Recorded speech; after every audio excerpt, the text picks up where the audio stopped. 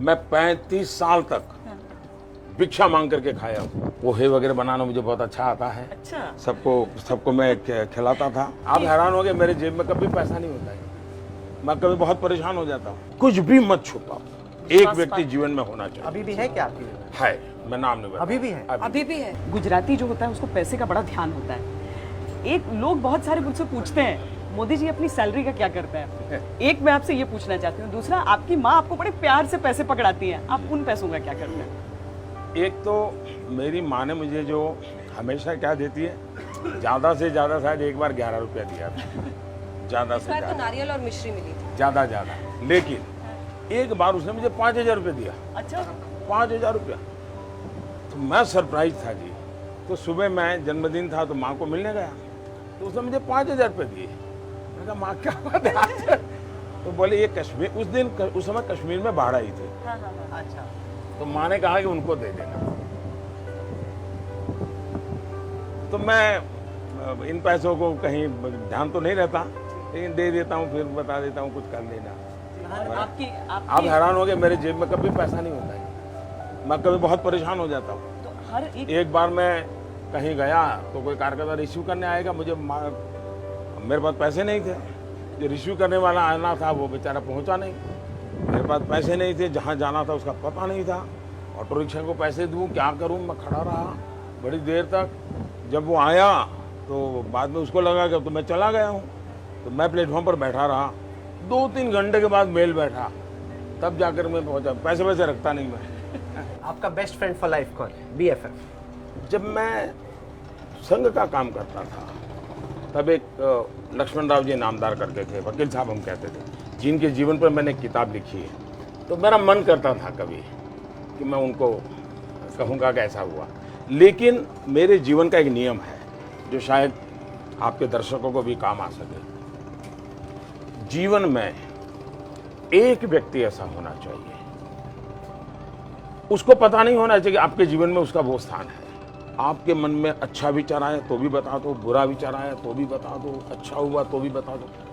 कुछ भी मत छुपाओ, एक व्यक्ति जीवन में होना चाहिए। अभी भी है क्या आपकी? है, मैं नाम नहीं बताऊं। अभी भी है? अभी भी है। मैं नाम उनको नहीं पता बताऊं। चल जाएगा। ऐसे नाम नहीं देखिए, बताऊं, ऐसी क्योंकि उत्सुकता क्योंकि जगा दिया है। मैं बताता हूँ उससे क्या होता है, फिर वो कॉन्शियस हो जाता है। फिर वो आपकी बातों को, अभी तो क्या मैं बताता हूँ तो कोई बताने के लिए नहीं जाता हूँ, बातों में ऐसे कह देता हूँ ऐसा हुआ है। अब गेसिंग गेम बड़ी जबरदस्त देश भर में शुरू हो जाएगी कि कौन है वो। तो हर एक के जीवन में होना चाहिए, मैं कहूंगा। और आप देखिए, वो व्यक्ति जरूर नहीं कि वो बड़ा हो, पढ़ा लिखा हो, कोई जरूर नहीं है। कभी आपको ऐसी चीज बता देगा जो कभी शायद बहुत बड़ा पंडित भी नहीं बता देगा, जो आपकी जिंदगी का रास्ता बना देगा। वकील साहब का नाम भी मैं इसलिए बताता हूँ कि अब वो जीवित नहीं रहे हैं। अच्छा, देखिए घाट की तरफ जा रहे हैं, आपको कभी मिस करते हैं आपकी अकेले घूम सके, ऐसे चाय की दुकान पर रुक जाए? मुझे प्रकृति बहुत पसंद है। मेरा जीवन जो बना है हाँ। वो पहाड़ों में बना है, नदियों के बीच पड़ा है।